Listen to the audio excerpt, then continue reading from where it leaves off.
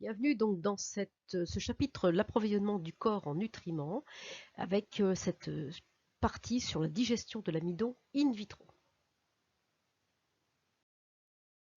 Rappelez-vous, dans la partie précédente, nous avions vu donc les travaux de différents scientifiques sur la digestion, avec les travaux de Borelli, puis de Réaumur, de Spallanzani et de Beaumont, qui vont progressivement amener à l'idée que la digestion n'était pas qu'une question d'action mécanique, mais qu'il y avait aussi une action chimique, c'est-à-dire les aliments étaient liquéfiés sous l'effet donc du suc gastrique. Alors on arrivait à ce schéma très simple, les aliments donc sont mastiqués dans la bouche, ils sont ensuite avalé via la gorge, c'est-à-dire le pharynx, il passe ensuite dans l'œsophage, et là on ne parle plus d'aliments, déjà lorsque vous avalez, on parle de bol alimentaire. Ce bol alimentaire donc arrive dans l'estomac, où il se mélange au suc gastrique, et on parle alors de chyme, d'accord, à l'intérieur de l'estomac. À la sortie de l'estomac, on obtient un liquide qu'on appellera le chyle, d'accord, qui va aller dans l'intestin grêle. Et c'est après l'intestin grêle, si vous voulez, ici, que les nutriments visiblement disparaissent et où on n'a plus ici que des excréments. Donc tout au long de ce trajet, non seulement il y a des éléments mécaniques, je mastique, d'accord, je brasse dans l'estomac, il y a la progression intestinale, mais tout ça est aussi mélangé avec des liquides, d'accord, la salive, le suc gastrique, le suc pancréatique, le suc intestinal, la bile, dont on verra le rôle un peu plus tard, donc là, quand on sera en troisième. Mais là, on a aussi une idée de réaction chimique. Donc aujourd'hui, le but de ma vidéo, c'est quand même de vous faire comprendre comment, par exemple, agit un suc digestif, par exemple la salive, un suc digestif qui est à l'intérieur de la salive. Et comment ce suc digestif va réussir à prédigérer, par exemple, à digérer un aliment riche en amidon comme le pain. Donc on en est à notre troisième partie, attention au petit logo que vous voyez ici dès qu'il faut écrire, comment les aliments sont-ils transformés en nutriments, donc toujours dans cette partie transformation chimique, mais on arrête les expériences historiques et on s'intéresse maintenant à la digestion in vitro du pain par la salive. In vitro veut dire qu'on le fait à l'extérieur donc du corps, dans des éléments entre guillemets en verre, tube à essai, etc. Alors on veut résoudre un problème simple qui est comment la salive digère-t-elle le pain ou prédigère-t-elle le pain. Moi j'ai trois informations en tête. 1. Le pain est mâché, donc il est mélangé à votre salive. Et si on mâche suffisamment longtemps et si on garde le pain suffisamment longtemps dans sa bouche, il prend un goût légèrement sucré au bout d'un certain temps. Deuxième élément, je sais, d'accord, deuxième fait, mon pain c'est un mélange de farine, d'eau, de levure et de sel. D'accord? Donc j'ai une pâte ici que je vais laisser fermenter et que je vais donc laisser lever et qui va ensuite cuire et ça va me donner donc ce magnifique pain qui est là. Donc le pain est un aliment riche en amidon, c'est-à-dire en sucre lent qu'on appelle glucide complexe et qui normalement n'a pas de goût sucré. Dernière information que je possède, ce que je sais, c'est que ma salive, elle est constituée, elle, d'eau, de sels minéraux et d'une enzyme qu'on appelle l'amylase salivaire. On va donc s'intéresser au rôle donc de cette amylase salivaire sur la transformation de mon pain en nutriments. Donc l'hypothèse est la suivante. Je vais imaginer que l'amylase, elle doit être responsable de la transformation de l'amidon du pain, c'est-à-dire ce sucre lent contenu dans l'aliment, en glucose, qui serait responsable donc de mon goût sucré. C'est un sucre rapide, entre guillemets, qu'on appelle un nutriment. Donc je vais supposer que c'est cette enzyme qu'on appelle l'amylase qui va être responsable de ma transformation de cet aliment, donc cette grosse molécule présente dans l'aliment, en petites molécules, c'est-à-dire en glucose. Pour ça, je vais avoir besoin donc de réactifs, c'est-à-dire pour montrer s'il y a de l'amidon ou s'il n'y en a plus, et pour montrer s'il y a du glucose ou s'il n'y en a pas. Donc pour mettre en évidence le fait qu'il y ait de l'amidon, donc qui provient de la farine de mon pain, eh bien je vais utiliser ce qu'on appelle l'eau iodée ou le Lugol. C'est le produit qui est à côté là dans la petite bouteille, qui est de couleur, vous le voyez, plutôt jaune orangé. Si le liquide est jaune orangé, ça veut dire qu'il n'y a pas d'amidon. Mais si je mets une goutte de Lugol sur mon morceau de pain qui est là, je vois une coloration bleu-noir. Donc ça veut dire que dans mes expériences, s'il y a de l'amidon, eh bien j'aurai une coloration bleu-noir. S'il n'y en a pas, j'aurai une coloration jaune-orangé.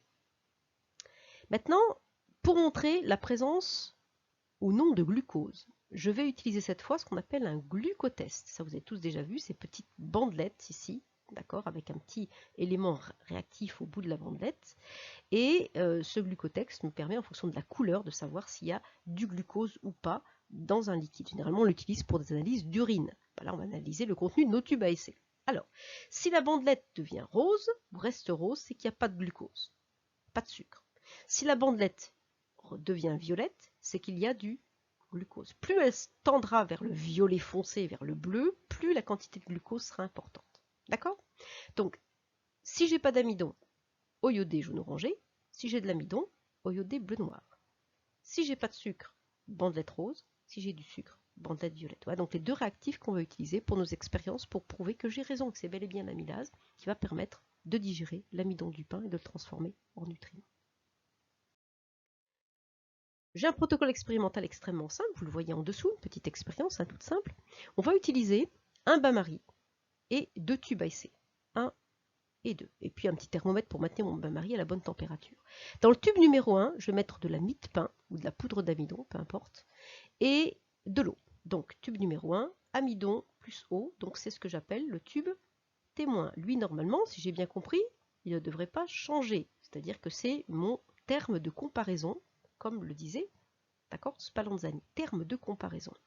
Ensuite, dans mon tube numéro 2, qui sera donc le tube expérimental, je vais mettre mon amidon, donc ma mie de pain ou ma poudre d'amidon, mie de pain, poudre d'amidon, avec de l'amylase salivaire, d'accord? Alors si j'ai pas, alors soit je peux cracher dans le tube, ce qui est possible, pour mettre de l'amylase salivaire.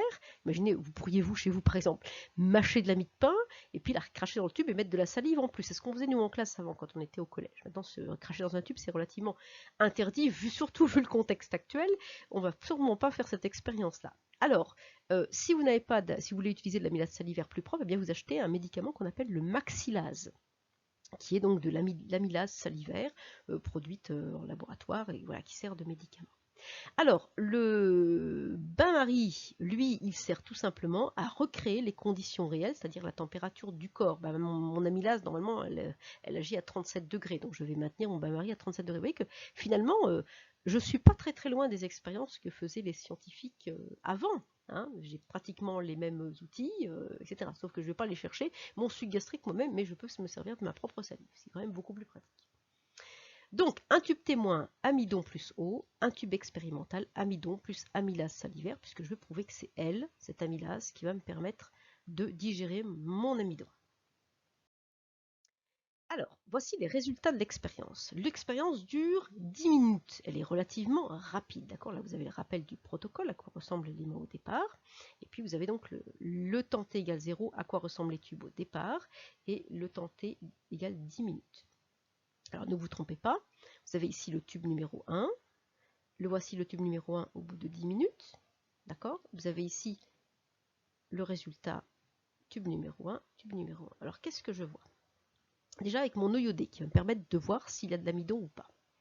Dans mon tube numéro 1, au tout début, mon eau iodée prend une coloration bleue. D'accord? Coloration bleu-noir. Ça veut dire qu'il y a de l'amidon. Ça tombe bien puisque j'ai mis de l'amide de pain et de l'eau. Regardez bien au bout de 10 minutes, je refais un test à l'eau iodée. Qu'est-ce que je vois? La coloration est toujours bleu-noir. C'est normal. J'ai mis de l'amidon ou du pain avec de l'eau. L'eau n'a pas changé. Le pain, c'est toujours la coloration violet. Il y a toujours de l'amidon. Là, regardez bien, je teste avec le petit glucotest. Je mets le glucotest dans le liquide. D'accord? Avant de mettre l'eau iodée, bien sûr. On fait ça en premier. Et qu'est-ce que je vois? La coloration montre qu'il n'y a pas de glucose, pas de sucre. Et là, à la fin, au bout de 10 minutes, pas de sucre. Écoutez, le tube numéro 1, c'est quand même mon tube témoin. Heureusement qu'il n'a pas changé, ça tombe bien. L'eau n'a donc absolument pas agi sur l'amidon. Il y a toujours de l'amidon, coloration bleue, mais il n'y a pas de glucose. Le tube numéro 2 est plus intéressant. Au départ, j'ai donc du pain mélangé avec l'amylase, donc j'ai une coloration bleue. Mais au bout de 10 minutes, regardez bien, j'ai une coloration jaune, donc ça veut dire que mon amidon a disparu. Bandelette test sur le tube numéro 2. Ici, j'ai une coloration au départ rose, donc il n'y a pas de glucose. Mais regardez bien, au bout de 10 minutes, j'ai du glucose. Donc dans le tube numéro 2, au bout de 10 minutes, j'ai plus d'amidon, mais j'ai du glucose à l'intérieur du tube. Ces résultats donc, sont un petit peu peut-être difficiles à lire sur ce schéma-là, donc on va en faire un tableau pour mieux comprendre. Donc, vous remets mon schéma ici et on organise mieux d'abord pour le tube numéro 1, un tableau pour le tube 1, un tableau pour le tube 2. Dans le tube 1, qui est le tube témoin, je fais mon test au iodé, mon test glucotest. Au iodé, est-ce qu'il y a de l'amidon? Glucotest, est-ce qu'il y a du glucose? Ici, au temps t égale 0, c'est bleu, il y a de l'amidon, il y a du pain. Au bout de 10 minutes, il y a de l'amidon, il y a du pain. Tout va bien. Ensuite, glucotest, c'est rose, il n'y a pas de sucre, c'est rose, il n'y a pas de sucre. C'est le tube témoin, c'est le pain plus l'eau, c'est normal, ça n'a pas bougé. L'eau n'a pas agi, n'a pas digéré le pain. Dans le tube numéro 2, c'est-à-dire l'amidon plus l'amylase, c'est-à-dire plus ma salive. Au départ, effectivement, le test à l'iodé me montre qu'il y a de l'amidon, il y a du pain, et qu'il n'y a pas de glucose. Mais au bout de 10 minutes, regardez bien, c'est ça qui est intéressant, je n'ai plus d'amidon, coloration jaune, et j'ai du sucre. Voilà pour les résultats mieux organisés dans un tableau. On va analyser les résultats. Donc au bout de mon tableau, je peux mettre la description de mes résultats, donc ce que je vois, l'observation, description des résultats, et l'interprétation. Donc l'analyse, n'oubliez pas que c'est ce que je vois plus ce que je déduis de mes observations. Pour le tube numéro 1, écoutez, je vois que l'eau iodée est restée bleue. Au bout de 10 minutes, j'en déduis qu'il y a toujours de l'amidon dans le tube. Ma bandelette test est restée rose. Je vois que le test est resté rose. Au bout de 10 minutes, j'en déduis qu'il n'y a pas de glucose. Le tube n'a pas changé, c'est mon terme de comparaison. Le tube numéro 2, qu'est-ce que je vois au bout de 10 minutes? Je vois que l'eau iodée est devenue jaune, j'en déduis qu'il n'y a plus d'amidon du tout dans le tube. Je vois que ma bandelette test est devenue violette, d'accord? J'en déduis qu'il y a du glucose qui s'est formé. Alors, est-ce que ces résultats, principalement ceux-là,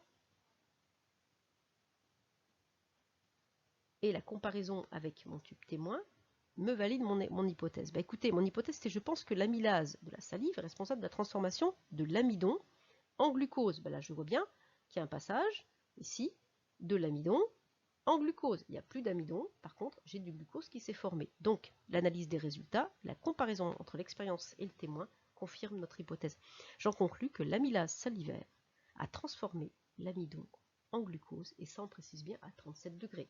C'est la température du corps. Je peux en conclure que l'amidon présent dans le tube numéro 2 a été digéré sous l'action d'une enzyme digestive qu'on appelle l'amylase salivaire, ce qui signifie que les éléments constitutifs de l'amidon sont séparés. On obtient plein de molécules de glucose. L'amidon, en fait, c'est plusieurs molécules de glucose, ici j'en ai représenté 4, accrochées les unes avec les autres. Ça forme un gros sucre, c'est pour ça qu'on appelle sucre complexe. C'est une grosse molécule, c'est une macromolécule. Et tout ça, ça forme l'amidon. Eh bien, mon enzyme, c'est ce petit élément que j'ai représenté ici en rouge qui va être capable de casser les liaisons entre les glucoses et donc de libérer chaque élément glucose qui formait, donc chaque petite molécule de glucose qui formait donc la grosse molécule d'amidon. Donc une enzyme, c'est ça, c'est un élément qui est capable de casser les liens qu'il y a entre des petites molécules dans des grosses molécules alimentaires. Donc finalement, lors de la digestion, les grosses molécules, donc les macromolécules qui forment les aliments, subissent des transformations chimiques sous l'action donc des enzymes digestives. Ces macromolécules deviennent des petites molécules utilisables par nos organes, c'est-à-dire les nutriments. Alors, ce qui est valable pour le glucose, par exemple l'amidon ici, pour le sucre complexe, le glucide complexe, eh bien, donc cet amidon qui est vraiment un ensemble de plusieurs glucoses accrochés les uns aux autres, eh bien ces glucoses vont être séparés les uns des autres par les enzymes qui sont en rouge ici. Et mon nutriment, ce sera le glucose. Mais c'est valable aussi pour les protéines, les protides. D'accord? Sauf que ce n'est pas la même enzyme. Ce sera une protéase. Amidon, amylase, protéine, protéase. D'accord? Et là, donc, tous mes petits éléments sont séparés les uns des autres sous l'action de cette enzyme. Et cette fois, mon nutriment s'appelle les acides aminés. Même chose pour les lipides. Par exemple, pour les triglycérides ici, eh bien, lipide, l'enzyme va s'appeler lipase. Un triglycéride, c'est quoi? C'est un élément, donc glycérol avec des acides gras. Toc, toc, toc. Eh bien, ma lipase ici, qui est en jaune, va être capable de casser les éléments, le lien entre ces éléments, et séparer donc chaque petit élément. Ce qui fait que mes lipides deviennent deux sortes de nutriments après digestion, le glycérol et les acides gras. Bilan général, ma digestion va se faire en deux étapes. D'abord une action mécanique qui permet de réduire la taille des aliments. Ensuite, les glandes digestives donc salivaire et pancréas en particulier, et l'estomac et l'intestin grêle vont fabriquer des sucs digestifs qui vont contenir des enzymes, amylase, lipase, protéase. Ces enzymes vont découper les aliments en petites molécules nutritives qu'on appelle les nutriments. Et ces nutriments sont directement utilisables, ils sont de la taille des cellules, donc ils sont directement utilisables par les cellules. La digestion, on peut résumer, c'est une transformation chimique des aliments en nutriments par simplification moléculaire. Vous avez donc ces enzymes qui vont couper les liens entre les nutriments, entre les toutes petites molécules qui forment les grosses molécules alimentaires. Alors, voilà où on en est pour l'instant. Mon tube digestif donc va accueillir les aliments, d'accord? Donc l'aliment va subir des actions mécaniques en jaune, en vert pardon, ou chimiques en bleu. Dans la bouche, c'est un mélange des deux, puisqu'il y a la salive avec l'amylase salivaire, d'accord? Ensuite, l'œsophage, il n'y a pas de transformation. Dans l'estomac, il y a les deux, il y a le brassage et il y a aussi le suc gastrique. Et dans l'intestin grêle, il y a le suc intestinal et le suc pancréatique. D'accord? Donc la question est, maintenant qu'on comprend que cette digestion, c'est le passage de l'aliment aux nutriments et qu'on sépare les éléments, les liens qu'il y a entre les molécules, d'accord, soit par des lipases pour les lipides, soit par des amylases pour l'amidon, soit par des protéases, par exemple pour les protides, eh bien, maintenant que j'ai mes nutriments dans mon intestin grêle, pourquoi je n'en retrouve plus dans mon gros intestin? La question est là, que deviennent les nutriments? Comment et par quels moyens arrivent-ils jusqu'à nos cellules? Ce sera donc le sujet de la prochaine vidéo. Comment mes cellules récupèrent-elles les nutriments? Je vous remercie beaucoup. Si vous avez des questions, n'hésitez pas donc à les écrire dans Pronote. À bientôt.